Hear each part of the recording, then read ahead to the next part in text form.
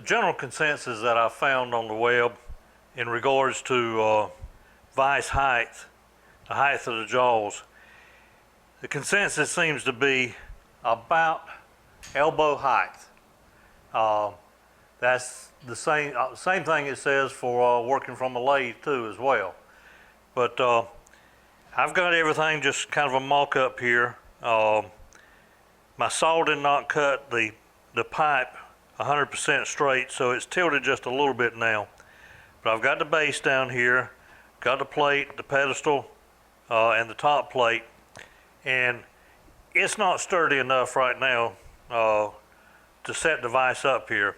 So I've got this little square aluminum block and this machinist square, and the two of them together, this overall height is 43 inches, and that is just about dead on to my elbow, maybe a ½ inch below my elbow.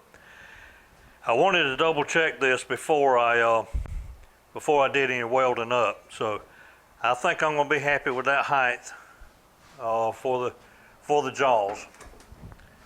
What I want to do is set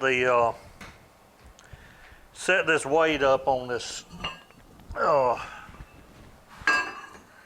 if I can pick it up. I'm try to get it set up on this chair here.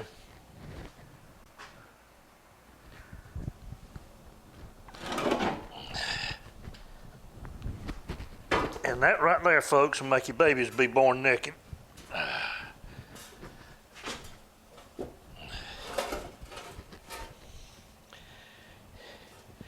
If you recall, when I showed you the close-up of that wheel weight, I pointed out the case emblem that was on there. But what I need to do is mill out of this plate, bottom plate, just enough to so where it sets, as it is right now, it wants to rock on that logo that's embossed in there. So I'm gonna get the holes lined up, gonna mark off where the logo is on here. Then I'm gonna carry this over to the mill while the vise is still off the mill, and we're gonna mill out a little groove in there. Plate is mounted back down on the mill now, and as you can see, maybe you can see, I've got an outline here. This center will be where the logo needs to fit into, and this up here is where that part number will go into. And this is just something I can trace or I can use the scribe lines as a guide, just enough to clear that logo so it doesn't rock. All right, zero out the DRO. I've got a 3/8 inch roughing end mill in there now, and I'm gonna need to go down about 1/8 of an inch, about 125 thousandths. So I'm gonna start with a 60 thousandths just to see how it cuts.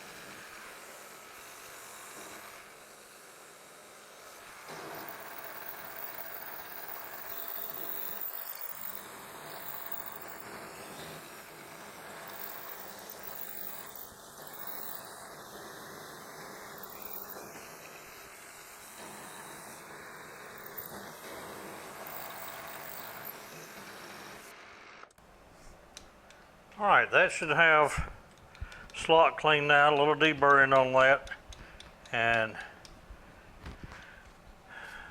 that should fit over the logo and the part number with no problems. Here's what I just milled out on the mill, and again, that's for the logo over here and the part number to rest up in. before, when that was sitting on there, we had some obvious rock in that, so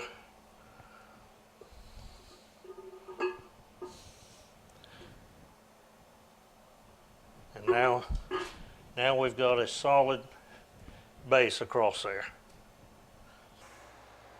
The mail lady just came by, dropped off my package, and what I have in there is these are 1/4 inch thick 90-degree gussets is what I'm going to use. They were stamped out, so they got some rough edges on them around.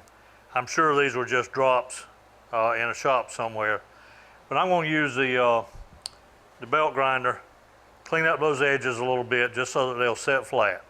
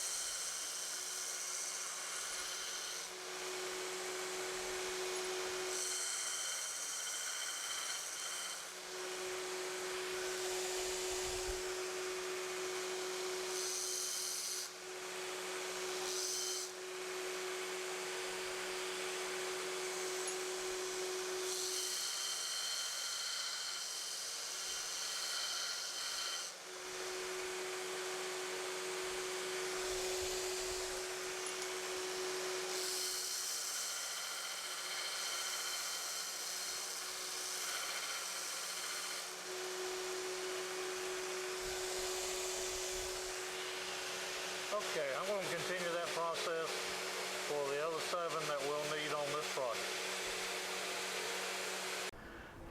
Alright, I've got my welding table still outside. Not sure how well you'll be able to see this, but what I've got is the bottom plate sitting down on the table. Got a piece of angle over here, and I had to use a bushing or 2 under it or spacer shim to get that perpendicular with this. The angle wasn't exactly 90 degrees. But I've got that perpendicular now. I found the long part of the pipe. As I said earlier, my saw didn't cut a perfect 90 on there. But I've got it tied at the bottom down here and got it clamped up to the top. So I'm comfortable that the pipe is perpendicular with the angle, which is 90 degrees to the plate. Now to the sides, the same way. And the saw cut wasn't that much. That will just barely go under the square, but one of the straight edge rules will not go under. That's 80 thousandths. So I'm figuring this is about 70 thousandths. It was out of square on there. I've got lines drawn on there, which is where I will put the gussets.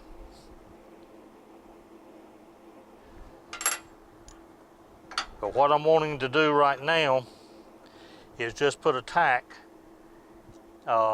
in the four areas in between the gussets, and then we'll look at getting a little block to hold these up while I'm welding them.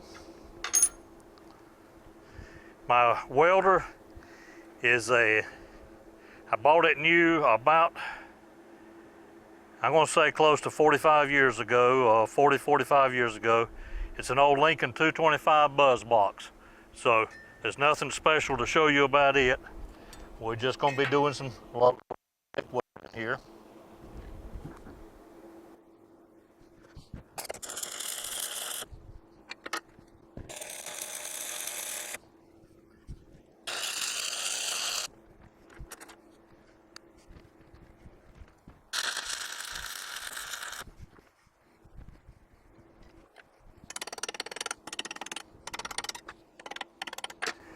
All right, I'm gonna look in there in the shop and see what I got that I might easily can clamp that onto. Just another little piece of angle just to hold that upright. And so we can start welding the gussets in place. Okay, I got this little piece of angle or a little piece of flat bar and just got one of the gussets clamp to it. I'll set that on my line.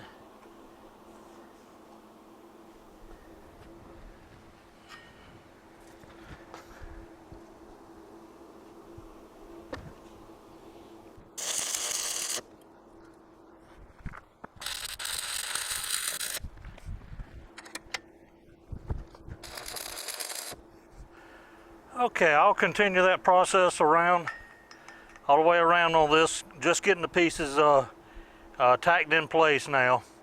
Do both ends that way, and then I'll come back and weld up solid, rotating from side to side, end to end, so that I don't get anything extra hot in one particular spot.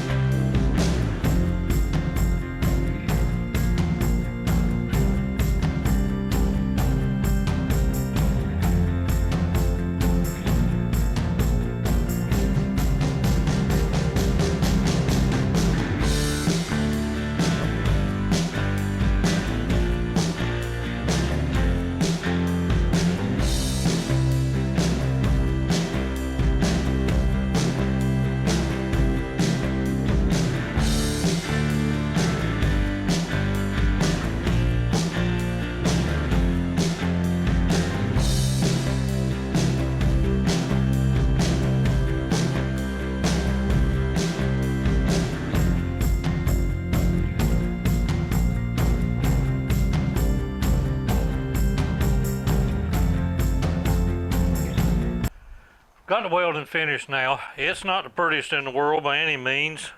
It's not the prettiest I've ever done either.